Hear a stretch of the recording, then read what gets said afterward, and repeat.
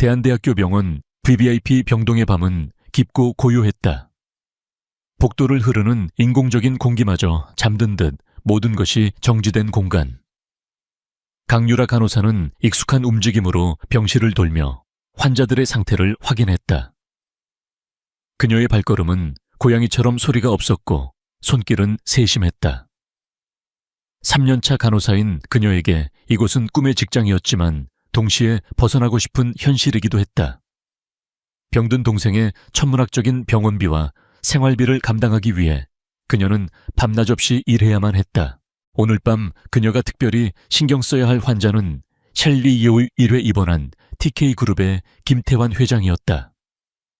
대한민국 경제를 움직이는 거물이지만 병상에 누워있는 그는 그저 병마와 싸우는 연약한 노인일 뿐이었다. 하지만 그의 눈빛만은 여전히 살아있었다. 가끔씩 유라를 쳐다보는 그의 시선은 모든 것을 꿰뚫어 보는 듯 날카로워서 그녀는 자신도 모르게 등을 고추수곤 했다. 김 회장님, 주무실 시간입니다. 불편하신 곳은 없으세요? 김 회장은 대답 대신 희미하게 고개를 저었다. 그의 옆에는 주치의인 최 교수가 과하다 싶을 정도로 허리를 굽신거리며 서 있었다. 최 교수는 실력보다는 인맥과 압으로 VVIP 병동의 주치의 자리를 꿰찬 인물이었다. 그는 김 회장의 심기 하나하나에 전전긍긍하며 의학적 판단보다는 환자의 비위를 맞추는데 더 급급했다. 유라가 막 병실을 나서려던 순간이었다.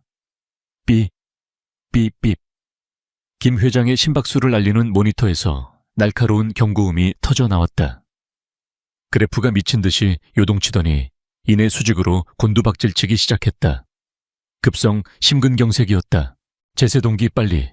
최 교수가 당황해서 소리쳤다. 다른 간호사들이 허둥지둥 제세동기를 가져왔고 병실은 순식간에 아수라장이 되었다. 최 교수는 몇 번이고 전기 충격을 가했지만 모니터의 그래프는 미동도 하지 않았다. 김 회장의 얼굴은 이미 파랗게 질려가고 있었다. 안 돼. 이럴 리가. 최 교수의 얼굴이 하얗게 질렸다. 대한민국 최고의 재벌 총수가 자기 손에서 죽어간다는 생각에 그의 머릿속은 이미 새하얘진 후였다. 다른 간호사들도 절망적인 표정으로 발만 동동 구르고 있었다. 바로 그때 그 모든 혼란 속에서 유일하게 침착함을 유지하고 있던 강유라가 앞으로 나섰다. 그녀의 눈은 미친 듯이 흔들리는 심전도 그래프의 한 구석 아주 미세한 파형 변화에 고정되어 있었다. 그리고 김 회장의 목에 솟아오른 경정맥. 군의관 시절 총탄이 폐를 뚫고 심장을 압박하던 병사를 수없이 봐왔던 그녀의 뇌리에 번개처럼 스치는 진단명이 있었다. 심장 압전입니다. 유라의 외침에 모두가 그녀를 쳐다보았다. 심장을 둘러싼 막의 피가 고여서 심장이 뛰지 못하는 거라고요. 제세동기는 소용없어요. 최 교수가 버럭 소리쳤다. 네가 뭘 안다고 건방지게 여긴 네가 나설 자리가 아니야. 지금 당장 심낭천자수를 시행하지 않으면 5분 안에 돌아가십니다. 미쳤어. 여긴 수술실이 아니야. 감염이라도 되면 네가 책임질 거야. 최 교수가 책임을 회피하며 소리치는 사이에도 김 회장의 생명은 꺼져가고 있었다. 모니터 위에는 마침내 길고 단조로운 직선이 그어졌다. 사망 선고나 다름없었다. 모두가 절망하던 그 순간 유라의 눈빛이 변했다. 그녀는 더 이상 망설이지 않았다.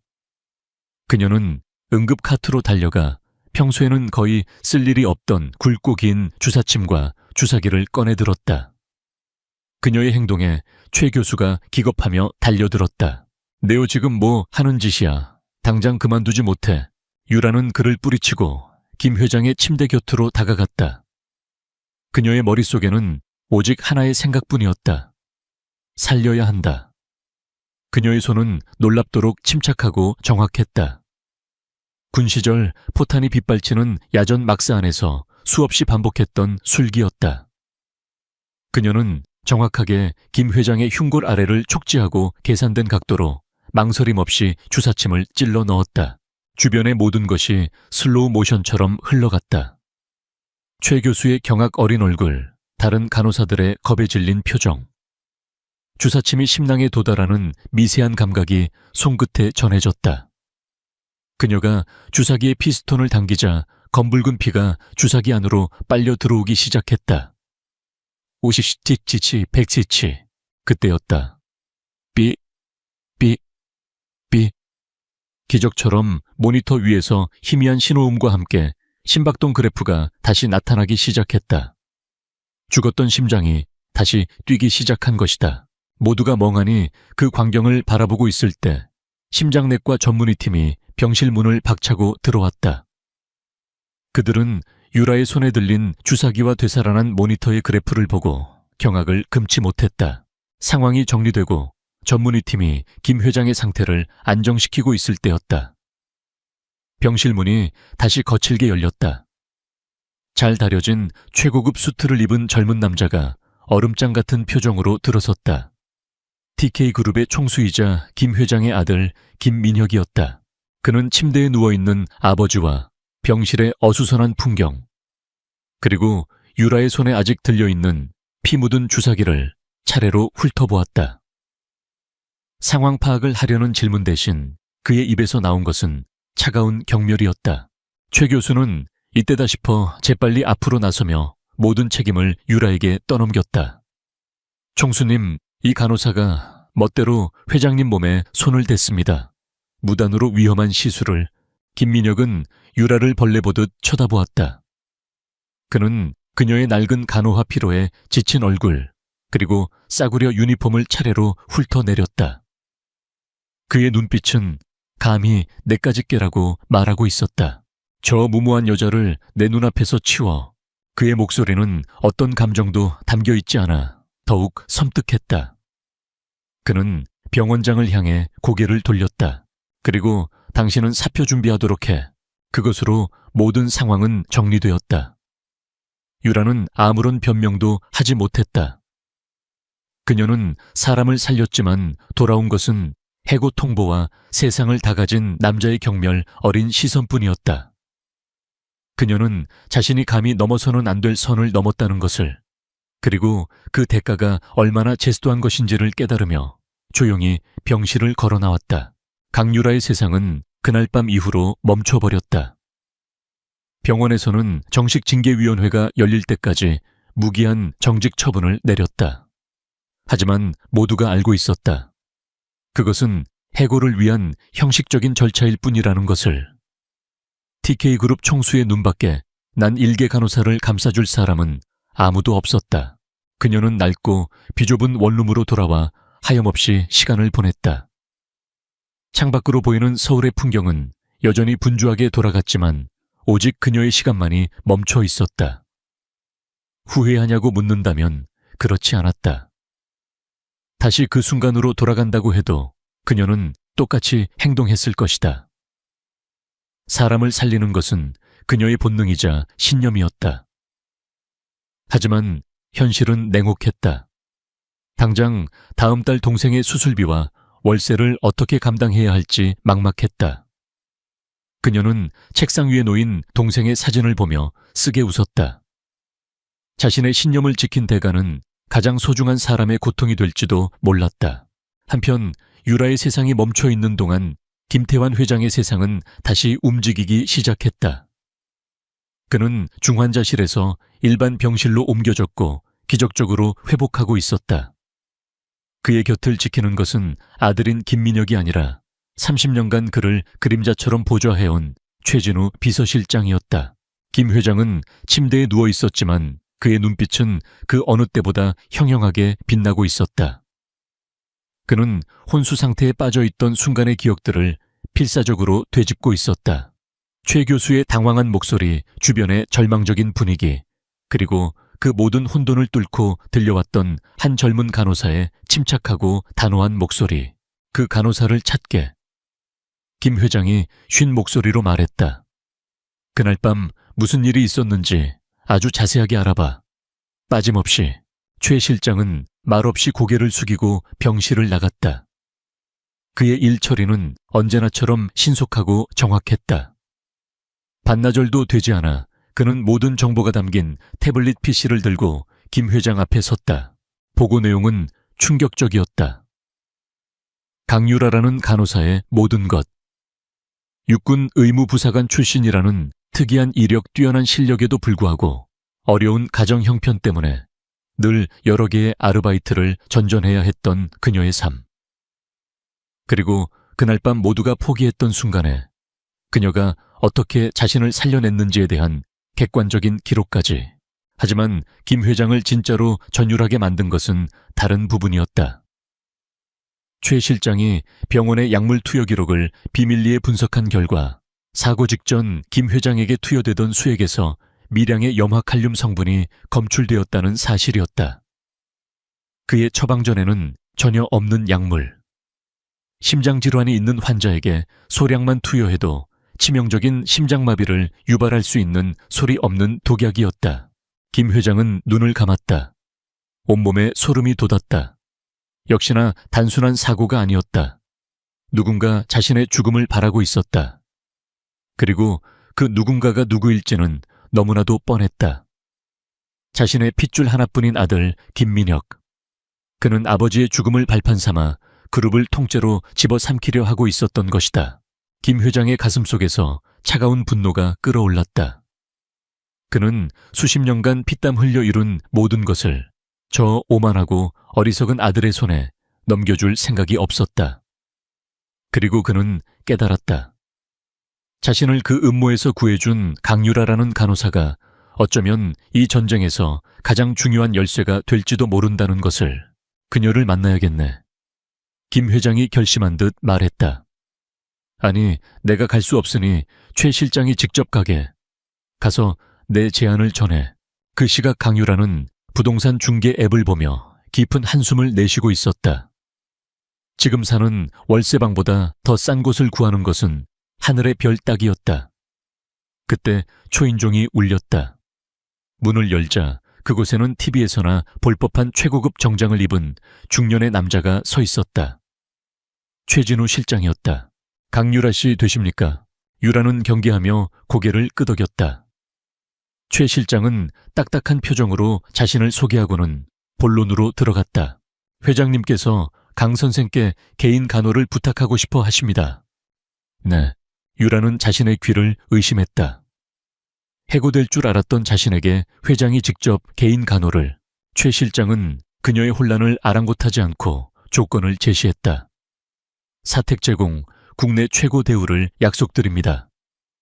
현재 강 선생께서 가지고 있는 모든 금전적인 문제는 해결하고도 남을 겁니다. 동생분의 치료 또한 저희 TK그룹 의료재단에서 끝까지 책임지겠습니다. 그것은 거절할 수 없는 옵션이었다. 마치 사막에서 죽어가는 사람에게 오아시스를 통째로 안겨주는 것과 같았다. 하지만 유라의 머릿속에는 김민혁 총수의 경멸 어린 눈빛이 떠올랐다. 그 차가운 얼굴, 그곳에 발을 들인다는 것은 호랑이 굴에 제 발로 걸어 들어가는 것과 마찬가지였다. 왜 접니까? 최 실장은 잠시 유라를 바라보았다. 그의 무표정한 얼굴 뒤에 숨겨진 의도를 읽을 수는 없었지만 그의 목소리에는 희미한 진심이 묻어나왔다. 회장님께서는 자신의 목숨을 맡길 수 있는 사람은 강 선생뿐이라고 하셨습니다. 그것은 의학적 기술만을 의미하는 것이 아닙니다. 그는 의미심장한 말을 덧붙였다. 때로는 가장 안전한 곳이 가장 위험하고 가장 위험해 보이는 곳이 가장 안전한 법입니다. 유라는 깊은 고민에 빠졌다. 이것은 단순한 직업 제안이 아니었다. 거대한 음모의 한가운데로 들어오라는 초대장이었다. 하지만 그녀에게는 선택의 여지가 없었다. 동생의 수술 날짜는 다가오고 있었다. 그녀는 고개를 들어 최 실장을 바라보았다. 그녀의 눈빛은 더 이상 흔들리지 않았다. 알겠습니다. 제안을 받아들이겠습니다. 다음 날 유라는 단출한 짐가방 하나를 들고 최 실장의 차에 올랐다. 차는 서울의 중심을 지나 부촌 중의 부촌이라 불리는 평창동의 언덕 위로 향했다. 거대한 철문이 소리 없이 열리자 그곳에는 마치 성체와도 같은 웅장한 저택의 모습을 드러냈다. 완벽하게 관리된 정원 차가운 대리석으로 마감된 외벽 모든 것이 그녀가 살아온 세상과는 완벽하게 다른 곳이었다. 최 실장이 그녀를 안으로 안내했다. 현관에 들어서는 순간 유라는 숨을 멈췄다. 거대한 샹들리에가 걸린 높은 천장 갤러리를 연상시키는 복도, 그리고 그 모든 것을 압도하는 차가운 공기, 그리고 그녀는 보았다. 2층으로 이어지는 거대한 나선형 계단 위에서 한 남자가 그녀를 내려다보고 있는 것을. 김민혁이었다. 그는 여전히 완벽한 수트 차림에 얼음장 같은 표정을 하고 있었다. 그의 눈빛은 그날 병실에서와 똑같이 차가웠지만 이번에는 경멸 위에 내가 감히 이곳에 발을 들여놓아 라는 듯한 위험한 호기심이 더해져 있었다. 유라는 피하지 않고 그의 시선을 마주했다. 그녀는 알고 있었다. 이 순간부로 자신은 더 이상 평범한 간호사가 아니라는 것을. 그녀는 거대한 부와 권력, 그리고 죽음의 그림자가 도사리는 황금 세장 안으로 스스로 걸어 들어왔다. 이제부터는 생존을 위한 그리고 진실을 위한 싸움이 시작될 터였다. 김씨 일가의 저택에서의 첫날은 살얼음판을 걷는 듯 했다. 강유라는 직원용 별채에 있는 작지만 깔끔한 방을 배정받았다. 그녀의 임무는 24시간 김태환 회장의 곁을 지키며 그의 건강 상태를 확인하고 약을 투여하고 모든 응급 상황에 대비하는 것이었다. 하지만 의학적인 임무보다 더 힘든 것은 이 집안에 흐르는 보이지 않는 적대감이었다. 집안의 모든 사용인들은 김민혁 총수의 사람들이었다. 그들은 유라를 반갑지 않은 침입자 혹은 회장님의 일시적인 변덕 정도로 취급했다. 특히 이 집의 안살림을 총괄하는 박 집사는 사사건건 그녀를 감시하고 트집을 잡았다. 식사 시간을 일부러 알려주지 않거나 회장님의 상태에 대한 인수인계를 일부러 누락하는 식의 유치하지만 교묘한 괴롭힘이 이어졌다. 유라는 그 모든 것에 반응하지 않았다. 군 시절 적진 한가운데 고립되었던 경험은 그녀에게 웬만한 심리전에는 흔들리지 않는 강인함을 주었다. 그녀는 묵묵히 자신의 일을 했고 그 외의 시간에는 조용히 모든 것을 관찰하고 분석했다. 저택의 구조, CCTV의 위치 사용인들의 움직이는 동선, 그리고 무엇보다 김태환 회장과 김민혁 총수 사이의 관계, 부자 사이의 대화라고는 믿기지 않을 정도로 그들의 대화는 차갑고 사무적이었다. 아들은 아버지의 건강을 묻는 대신 결제해야 할 서류와 회사의 실적만을 보고했다. 아버지는 아들의 안부를 묻는 대신 그의 경영 방식에 대한 날카로운 질문만을 던졌다. 그들에게 집은 가정의 보금자리가 아닌 또 다른 전쟁터처럼 보였다. 며칠이 지난 어느 날 저녁 유라는 복도에서 김민혁과 정면으로 마주쳤다.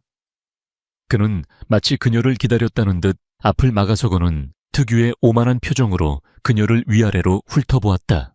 아버지는 늙고 감상적이 되셨지. 그분의 일시적인 동정심을 내 영원한 동아줄로 착각하지 않는 게 좋을 거야. 그의 목소리는 비단처럼 부드러웠지만 그 안에는 칼날 같은 위협이 숨겨져 있었다. 이 집에서 분수를 모르고 날뛰는 것들은 보통 조용히 사라지거든. 그는 유라가 겁에 질려 고개를 숙이기를 기대하는 듯 했다. 하지만 유라는 피하지 않았다. 그녀는 조용히 고개를 들어 그의 눈을 똑바로 쳐다보았다. 저는 제 환자를 돌보기 위해 이곳에 왔을 뿐입니다. 총수님, 그 이상도 그 이하도 아닙니다. 그녀의 차분하고 흔들림 없는 눈빛에 김민혁의 표정이 순간적으로 굳어졌다.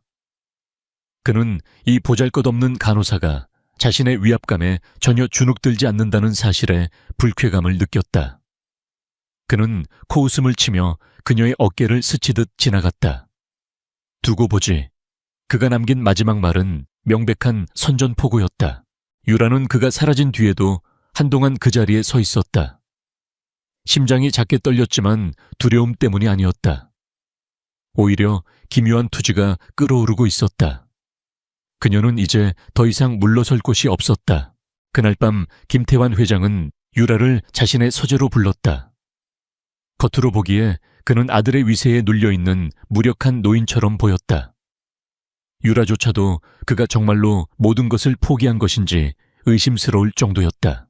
깡 간호사. 그가 낮은 목소리로 말했다. 요즘 두통이 잦아. 내 약들을 좀 정리해 주었으면 좋겠네. 병원 의사들은 그저 시키는 대로 약을 가져다 줄 뿐이야. 나는 좀 더 꼼꼼하고 날카로운 눈을 가진 사람이 필요해. 그것은 단순한 업무 지시처럼 들렸다. 하지만 유라는 그 말 속에 숨겨진 의도를 직감했다. 이것은 시험이었다.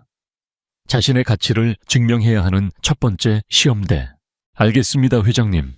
유라는 회장의 개인 약품 캐비닛 앞에 섰다. 수십 가지의 약들이 질서정연하게 정리되어 있었다. 그녀는 모든 약병을 꺼내 하얀 천 위에 올려놓았다. 그리고 병원에서 가져온 회장의 공식 의료 기록과 처방전을 대조하며 하나하나 확인하기 시작했다. 처음 1시간 동안은 모든 것이 완벽하게 일치했다. 약의 종류, 용량 처방 날짜까지. 박 집사가 관리를 철저하게 한 듯 보였다. 하지만 유라는 포기하지 않았다. 그녀의 눈은 미세한 차이점 논리적으로 설명되지 않는 불일치를 찾아내도록 훈련되어 있었다. 그리고 마침내 그녀는 그것을 발견했다. 고혈압 약으로 처방된 베타 차단제. 약병에 적힌 제조번호가 처방전의 날짜와 맞지 않았다. 훨씬 최근에 생산된 약이었다. 하지만 더 이상한 것은 약 자체였다. 병원 중환자실에서 보았던 약과 비교했을 때 알약의 색깔이 아주 미세하게 거의 알아챌 수 없을 정도로 옅었다. 일반인이라면 절대 눈치채지 못할 차이. 하지만 전장에서 위조된 의약품을 구별해내야 했던 유라의 눈은 속일 수 없었다. 그녀의 심장이 차갑게 내려앉았다. 그녀는 아무도 몰래 알약 하나를 챙겨 자신의 방으로 돌아왔다. 그리고 군 시절부터 사용했던 휴대용 약물 성분 검사 키트를 꺼내 들었다. 시약 몇 방울을 떨어뜨리자 결과는 즉시 나타났다. 그녀의 최악의 예상이 현실이 되었다. 그것은 처방된 베타 차단제가 아니었다. 겉모양만 비슷한 다른 성분의 약이었다. 그 자체로는 독성이 없지만 김 회장이 매일 복용하는 혈액 희석제와 함께 복용했을 경우 치명적인 부정맥과 심장마비를 유발할 수 있는 약물. 병원에서 그를 쓰러뜨렸던 바로 그 원인이었다. 범인은 김 회장이 퇴원한 후에도 이렇게 집안에서 조용히 매일매일 그를 죽음으로 몰아가고 있었던 것이다. 온몸에 소름이 돋았다. 범인은 박 집사일 수도 혹은 다른 사용인일 수도 있었다.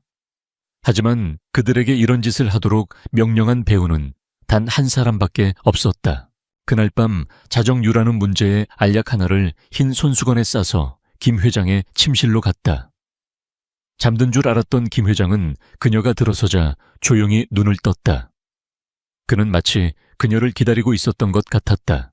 유라는 극적으로 상황을 설명하지 않았다. 그녀는 침착하고 사실적으로 자신이 발견한 것을 보고했다.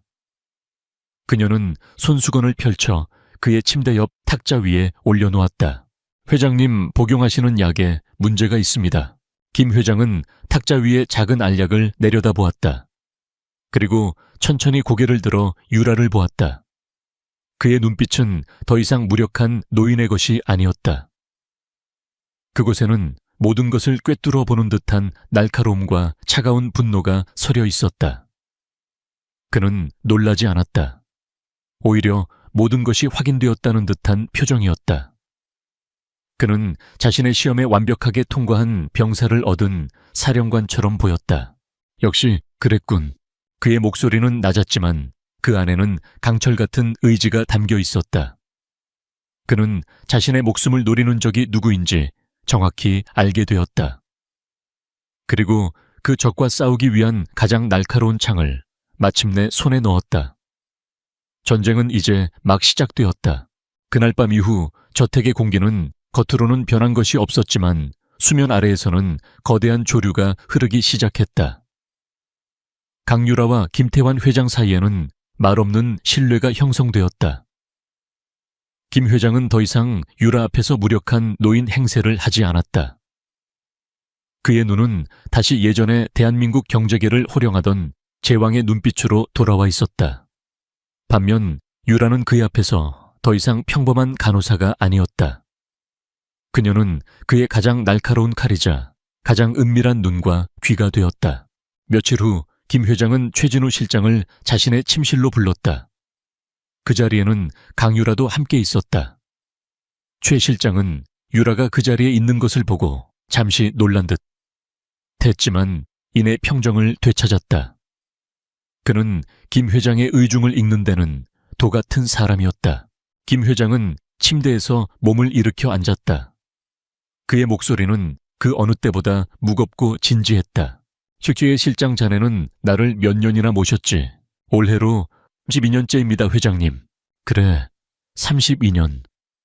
내 젊은 시절부터 지금까지 자네는 항상 내 곁에 있었어.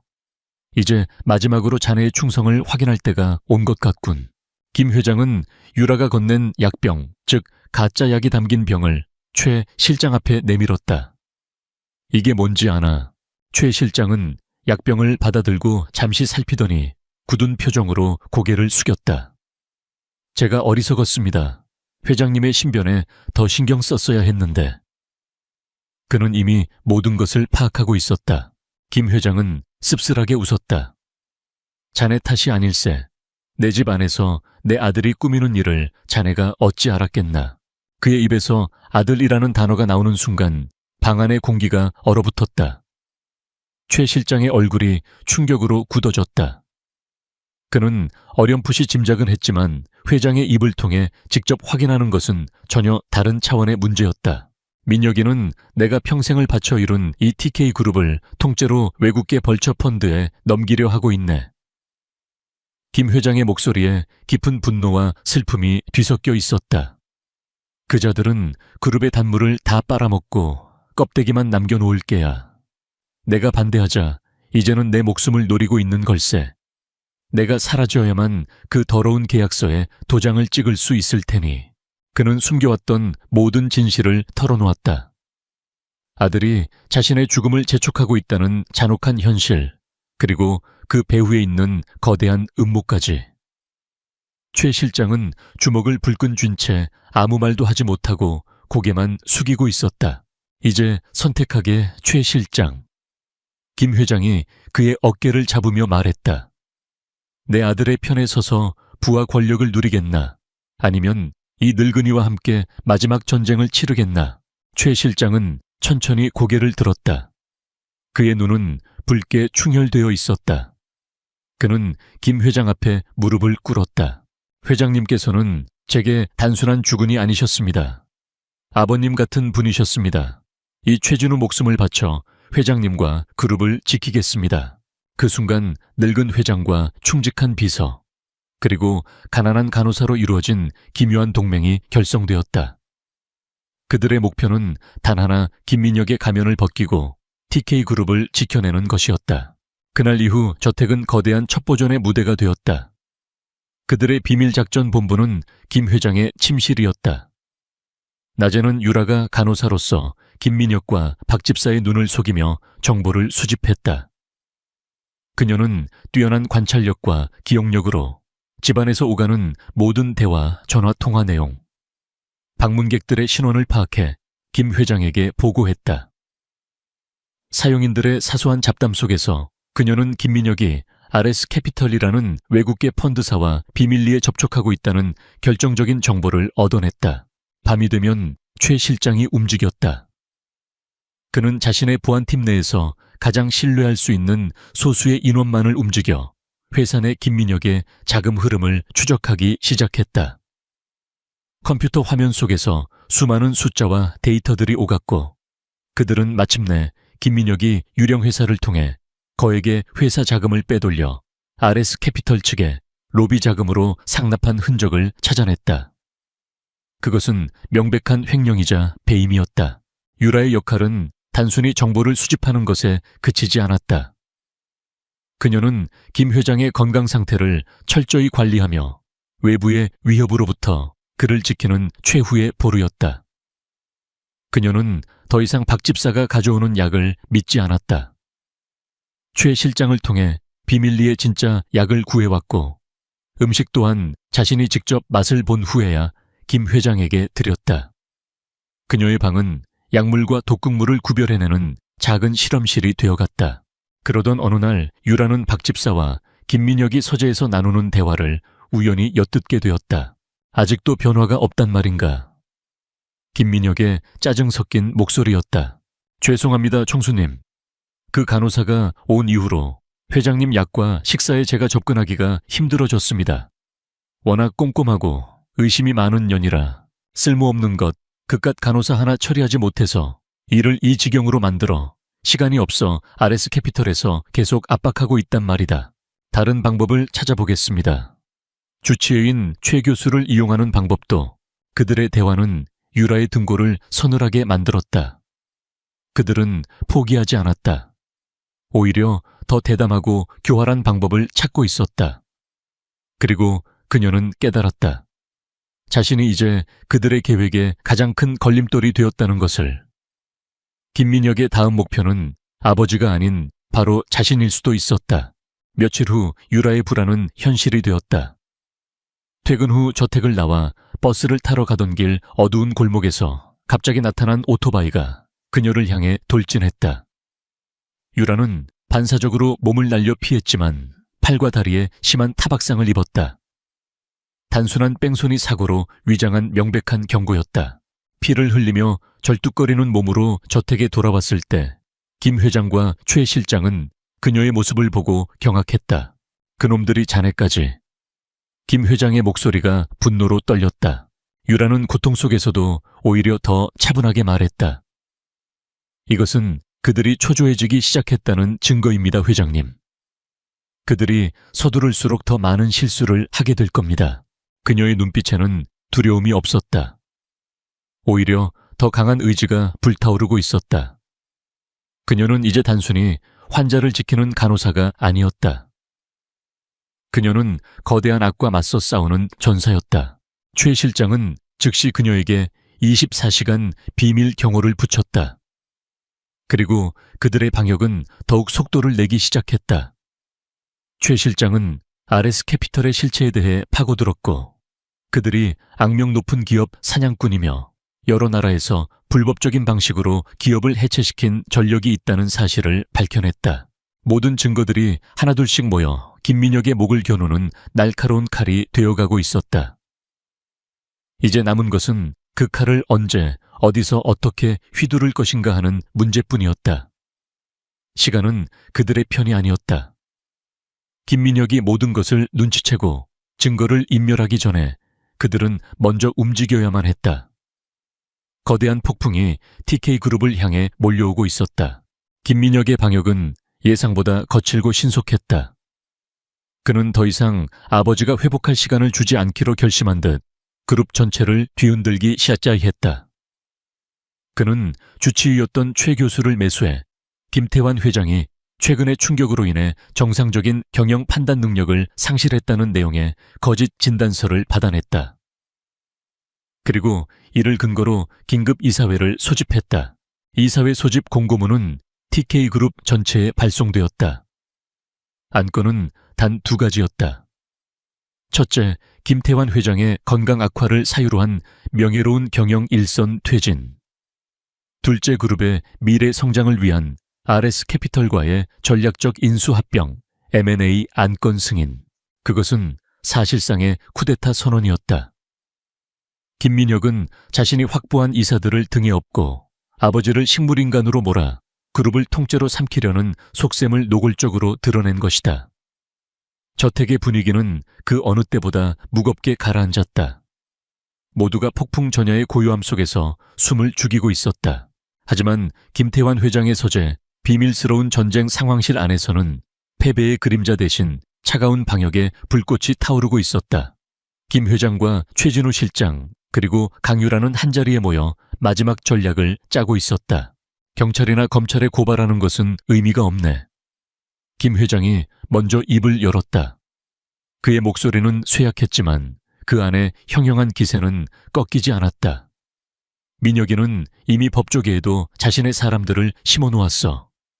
우리가 증거를 제출하는 순간 놈들은 시간을 끌며 모든 것을 덮어버릴 걸세. 그 사이에 회사는 RS 캐피털의 손에 넘어가겠지. 최 실장이 동의했다. 맞습니다, 회장님. 김 총수 측 변호인단은 우리가 제출하는 모든 증거를 상속 문제에 불만을 품은 간호사의 거짓 증언과 현실 감각을 잃은 늙은 회장의 망상으로 몰아갈 겁니다. 그들의 말은 현실이었다. 법의 심판대 위에서는 진실이 항상 이기는 것이 아니었다. 특히 상대가 돈과 권력을 모두 쥔 자일 경우에는 더욱 그랬다. 그렇다면 유라가 조심스럽게 입을 열었다. 우리가 싸워야 할 곳은 법정이 아니라는 말씀이십니까? 김 회장은 고개를 돌려 유라를 바라보았다. 그의 눈에 희미한 미소가 떠올랐다. 바로 그거야. 우리는 법의 심판이 아닌 여론의 심판대, 그리고 이 사회의 심판대 위에서 싸울 걸세. 민혁이는 자신의 처형대를 스스로 마련한 셈이야. 그의 계획은 대담하고 위험했다. 김민혁이 소집한 바로 그 이사회 현장을 모든 것을 뒤엎는 방역의 무대로 만들겠다는 것이었다. 그들은 김민혁이 준비한 각본대로 움직여주다가 가장 결정적인 순간에 모든 판을 뒤집어 버릴 생각이었다. 초의 실장. 김 회장이 지시를 내렸다. 자네는 이사회에 참석할 모든 이사들의 성향을 다시 한번 분석해. 민혁이에게 완전히 넘어간 자들, 눈치를 보며 흔들리는 자들, 그리고 아직 내게 마음의 빚이 남아있는 자들을 완벽하게 구분해야 해. 그리고 믿을 만한 몇몇 기자들에게 슬쩍 팁을 흘리게. 단순한 경영권 분쟁이 아니라 TK그룹의 명운이 걸린 엄청난 폭로가 있을 거라고. 알겠습니다, 회장님. 그리고 강 간호사. 김 회장의 시선이 유라에게 향했다. 그의 눈빛은 그 어느 때보다 진지했다. 이제부터 자네는 더 이상 내 간호사가 아닐세. 자네는 이 전쟁의 가장 중요한 증인이자 우리의 마지막 비밀 병기야. 그는 유라에게 핵심적인 역할을 맡겼다. 이사회 당일 그녀가 직접 증인으로 나서서 모든 것을 증언해야 한다는 것이었다.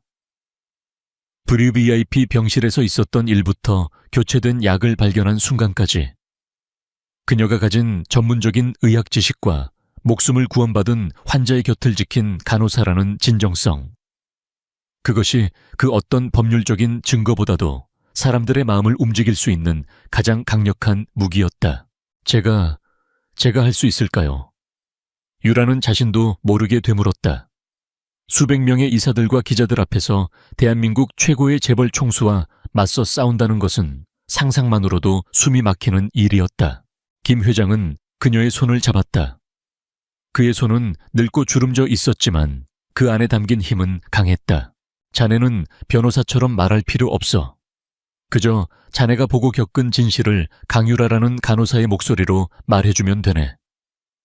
자네의 진심이 그 어떤 화려한 거짓말보다도 강하다는 것을 나는 믿네. 그날 이후 유라는 완전히 새로운 훈련을 시작했다. 낮에는 여전히 완벽한 간호사 역할을 수행하며 김민혁과 박 집사를 속였다. 밤이 되면 그녀는 최 실장이 가져온 수북한 회사 자료와 이사들의 프로필을 읽고 또 읽었다. 그녀는 더 이상 환자의 차트가 아닌 거대 기업의 이해관계가 얽힌 복잡한 문서를 파고들었다. 체스판 위에 힘없는 폰이었던 그녀는 이제 왕을 잡기 위해 적진의 심장부로 돌진하는 퀸이 될 준비를 하고 있었다. 최 실장은 물밑에서 바쁘게 움직였다. 그는 김 회장에게 아직 충성심이 남아있는 원로 이사들과 비밀리에 접촉하여 그들을 포섭했다.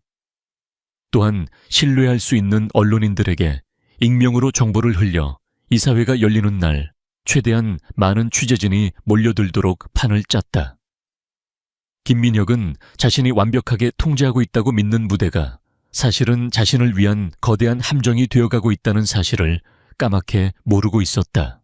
마침내 운명의 이사회를 하루 앞둔 날 밤, 유라는 자신의 방에서 최 실장이 준비해준 단정한 비즈니스 정장을 바라보고 있었다. 간호사 유니폼이 아닌 다른 옷은 어색하기만 했다.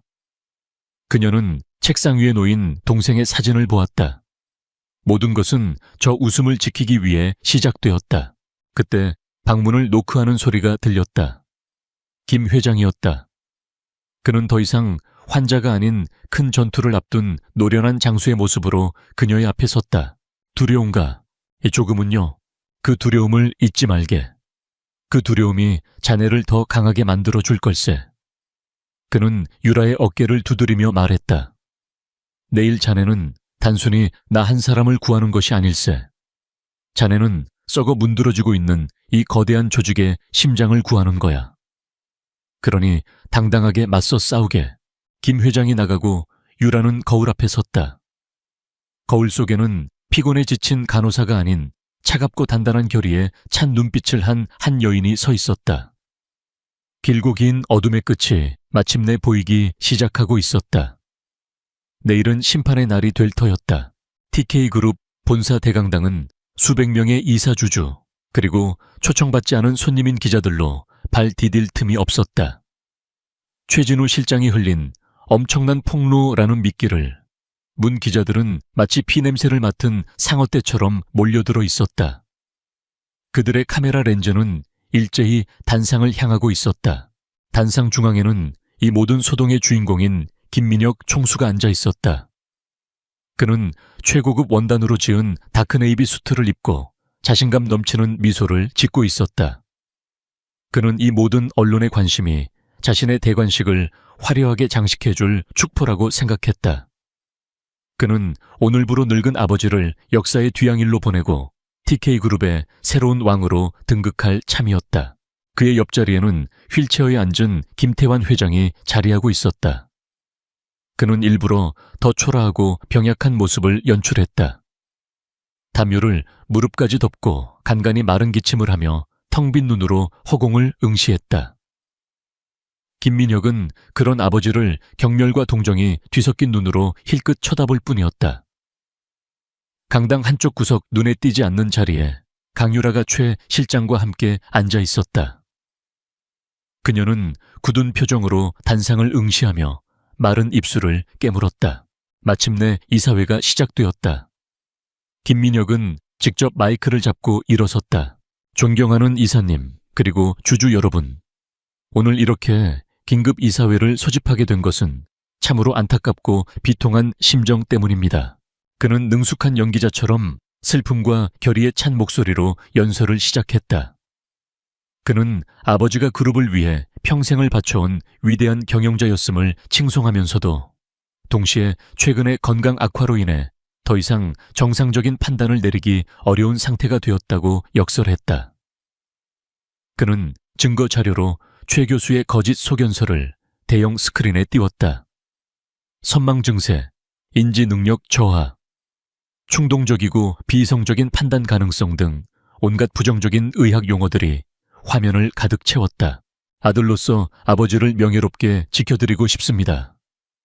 이제 무거운 짐을 내려놓으시고 편안히 여생을 보내실 수 있도록 해드리는 것이 자식된 도리라고 생각합니다. 그의 위선적인 연설에 몇몇 이사들은 감동한 듯 고개를 끄덕였다. 분위기는 완전히 김민혁의 편으로 넘어가는 듯했다. 그는 마지막 쐐기를 박았다. 이에 저는 김태환 회장님의 경영 일선 퇴진을 정식으로 건의하며 이사님들의 동의를 구하는 바입니다. 장내가 술렁이기 시작했다. 사회자가 투표 절차를 알리려는 순간이었다. 잠깐, 휠체어에 앉아 미동도 없던 김태환 회장이 나지막이 하지만 강당 전체를 울리는 힘있는 목소리로 말했다. 그는 천천히 무릎에 덮고 있던 담요를 걷어내고 자리에서 일어섰다. 언제 그랬냐는 듯 그의 허리는 꼿꼿했고 눈빛은 예전의 제왕처럼 날카롭게 빛나고 있었다. 강당 안에 모든 사람들이 경악했다. 특히 김민혁의 얼굴은 충격으로 하얗게 굳어졌다. 아, 아버지, 어떻게 내가 아직 죽지 않았는데 벌써부터 상주 노릇을 하기는 이르지 않나 아들아. 김 회장은 아들을 차갑게 쏘아붙이고는 마이크 앞으로 걸어 나갔다. 이사 여러분, 내 아들이 보여준 저 진단서는 돈의 양심을 팔아먹은 돌팔이 의사와 내 아들이 꾸민 한 편의 쇼에 불과합니다. 제 정신 상태가 어떤지는 지금부터 제가 직접 증명해 보이겠습니다. 그는 강당 한쪽 구석을 향해 손짓했다. 강유라 간호사 앞으로 나오시오. 모든 시선이 유라에게 쏠렸다. 그녀는 심호흡을 한 번 하고 꼿꼿한 자세로 단상을 향해 걸어 나갔다. 김민혁은 그제야 모든 것이 잘못되었다는 것을 깨달았다. 저 간호사, 모든 문제의 시작이었던 저 간호사가 왜 저 자리에 있는 것인가? 유라는 김 회장의 옆에 서서 마이크를 잡았다. 그녀의 목소리는 처음에는 작게 떨렸지만 이내 또렷하고 힘있게 변해갔다. 저는 강유라입니다. 그리고 김태환 회장님의 담당 간호사로서 지난 몇 주간 벌어진 모든 진실을 증언하기 위해 이 자리에 섰습니다. 그녀는 병실에서 있었던 급박했던 상황부터 이야기하기 시작했다. 단순한 심근경색이 아니라 심장압전이었으며 모두가 포기했던 순간에 자신이 어떻게 응급처치를 했는지를, 그리고 저택으로 들어간 후 어떻게 교체된 약을 발견했는지를. 그녀의 증언은 의학적인 전문 용어와 함께 한치의 거짓도 없는 진실의 힘을 담고 있었다. 누군가 처방된 고혈압 약을 다른 약으로 바꿔치기 했습니다. 그 약은 회장님이 복용하시는 혈액 희석제와 함께 복용할 경우 치명적인 심장마비를 유발할 수 있는 성분이었습니다. 즉, 회장님께서 겪으셨던 위기는 자연적인 것이 아니라 명백히 의도된 살인 미수였습니다. 살인 미수라는 단어가 나오는 순간 강당은 폭탄을 맞은 것처럼 터져 나갔다. 기자들의 카메라 플래시가 쉴 새 없이 터졌고 의사들은 충격에 휩싸여 웅성거렸다. 김민혁은 이성을 잃고 소리쳤다. 거짓말. 저 여자가 돈을 노리고 꾸며낸 이야기라고 저런 밑바닥 출신의 말을 어떻게 믿는단 말입니까? 밑바닥 출신. 김 회장이 차갑게 받아쳤다. 그래, 저 간호사는 돈도 백도 없는 사람이지. 하지만 자네처럼 양심과 영혼까지 팔아먹지는 않았어. 자네가 아버지를 죽이려고 했을 때 저 간호사는 자신의 모든 것을 걸고 내 목숨을 구했단 말이다. 그의 외침이 강당을 울렸다. 그리고 그것은 신호였다. 최진우 실장이 기술팀에 사인을 보내자 대형 스크린의 화면이 바뀌었다. RS 캐피털 M&A 이면 계약서라는 제목과 함께 김민혁이 회사 자금을 빼돌려 비자금을 조성한 내역. 그 돈이 RS 캐피털과 정관계 인사들에게 흘러들어간 흐름도가 적나라하게 펼쳐졌다. 김민혁이 그룹을 헐값에 팔아넘기는 대가로 개인적으로 얼마의 돈을 챙기기로 약속했는지까지 명시되어 있었다. 그것은 반역의 증거였다. 김민혁은 이제 더 이상 아무 말도 하지 못했다. 그는 텅 빈 눈으로 스크린을 바라보다가 천천히 고개를 돌려 아버지를 보았다. 그의 눈에는 분노도 원망도 아닌 모든 것을 잃어버린 자의 공허함만이 남아있었다. 왜 저에게는 기회를 주지 않으셨습니까? 그가 갈라진 목소리로 물었다. 저는 단지 아버지께 인정받고 싶었을 뿐입니다. 김 회장은 아들에게 다가갔다. 그는 아들의 뺨을 어루만졌다. 그러나 그 손길에는 온기가 없었다. 내가 너에게 물려주고자 했던 것은 돈이나 권력이 아니었다, 민혁아. 그것은 책임감과 명예였다. 하지만 너는 그 모든 것을 스스로 걷어차버렸어. 너는 내 아들이 아니다. 아버지의 마지막 선고가 내려지는 순간 강당의 모든 문이 동시에 열리며 검찰 수사관들이 들이닥쳤다. 그들은 곧장 단상으로 올라와 망연자실해 있는 김민혁에게 차가운 수갑을 채웠다.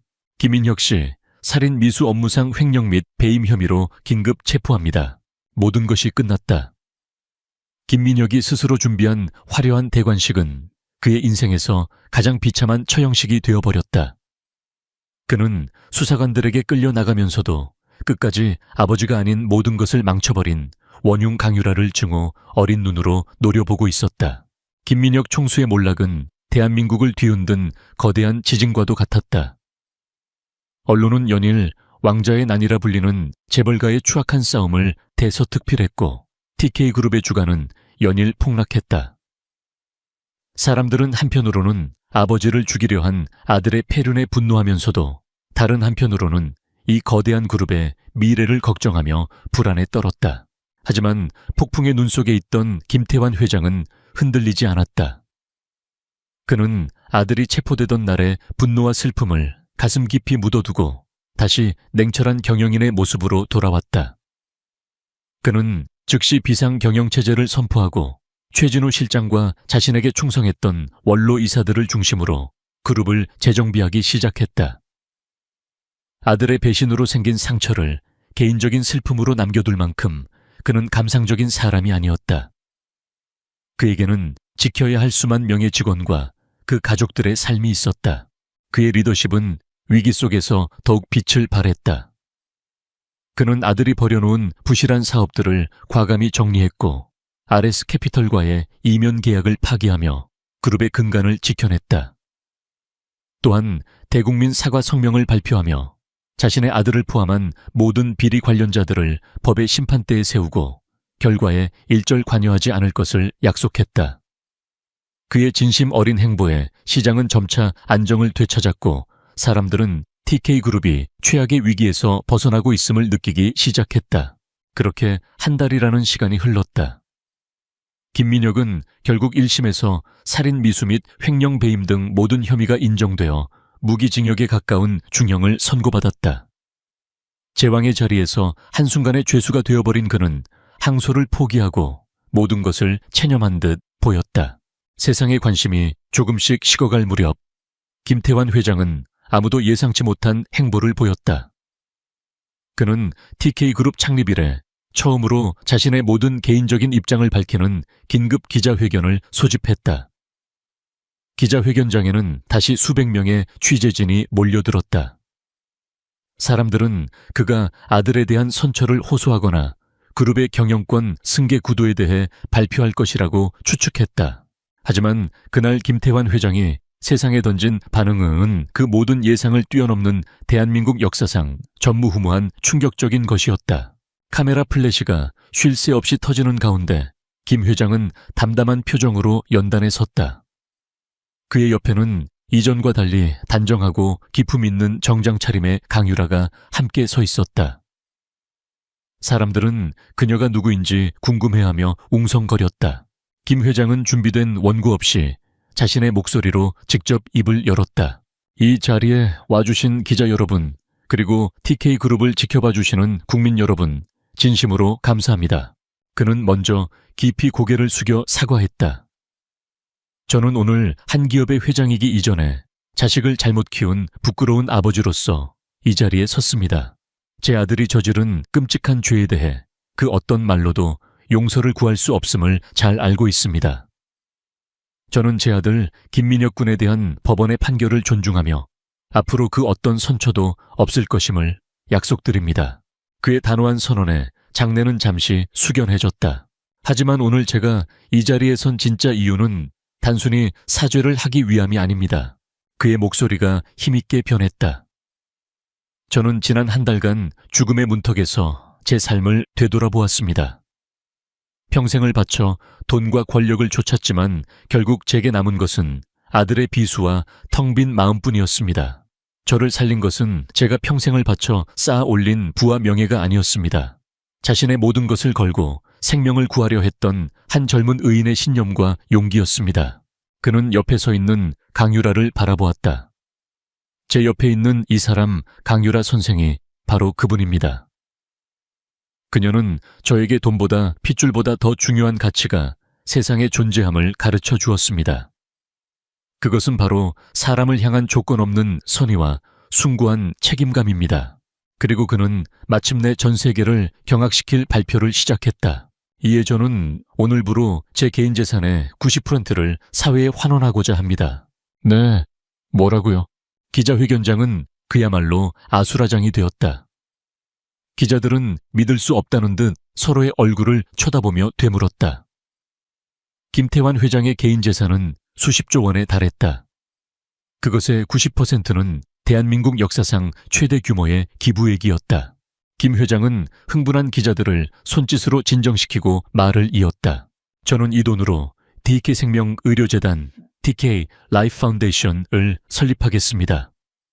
이 재단은 가난하고 소외된 이웃들에게 최고의 의료 서비스를 무료로 제공하고 아직 치료법이 없는 희귀 난치병 연구를 지원하는 데 모든 것을 바칠 것입니다. 다시는 돈이 없어서 치료를 포기하고 소중한 생명을 잃는 사람이 없도록 만드는 것이 제 남은 인생의 목표입니다. 하지만 그의 충격적인 발표는 여기서 끝이 아니었다. 그리고 이 위대한 과업을 이끌어갈 TK생명 의료재단의 초대 이사장이자 영원한 운영 책임자로 저는 강유라 선생을 지명합니다. 이번에야말로 강당은 그야말로 폭탄이 터진 듯 했다. 일개 간호사, 그것도 재벌가의 추문에 얽혔던 젊은 여성을 수십조 원 규모 재단의 책임자로 앉히겠다는 발표. 그것은 대한민국의 그 어떤 상식과 통념으로도 이해할 수 없는 파격이었다. 모든 카메라와 마이크가 일제히 강유라에게 향했다. 그녀는 처음에는 당황한 듯 눈을 크게 떴지만 이내 침착함을 되찾았다. 그녀는 마이크 앞에 서서 떨림 없는 목소리로 말했다. 저는 부와 권력을 경영해 본 적이 없는 사람입니다.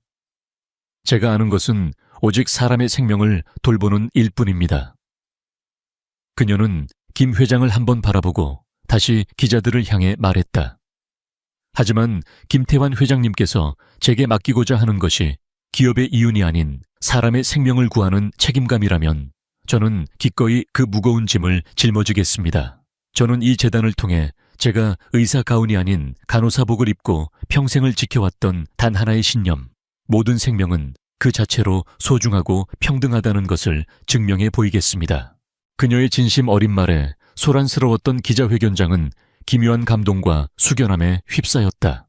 그날 이후 강유라는 대한민국에서 가장 유명한 인물이 되었다. 사람들은 그녀를 백이의 신데렐라, 살아있는 전설이라 불렀다. 그녀의 이야기는 단순한 재벌가의 스캔들을 넘어 진정한 부와 명예가 무엇인지, 우리 사회가 잊고 있던 가치가 무엇인지를 되묻는 거대한 울림이 되었다. 몇 달 후 서울의 한복판에 TK생명의료재단의 현판식이 열렸다. 강유라는 더 이상 간호사가 아닌 수많은 사람들의 희망을 짊어진 이사장의 모습으로 그곳에 섰다. 그녀의 어깨는 무거웠지만 그녀의 눈빛은 그 어느 때보다 맑고 단단했다. 그녀의 여정은 이제 막 시작되었다. 그것은 한 개인의 인생 역전을 넘어 우리 사회 전체를 치유하는 위대한 첫걸음이었다.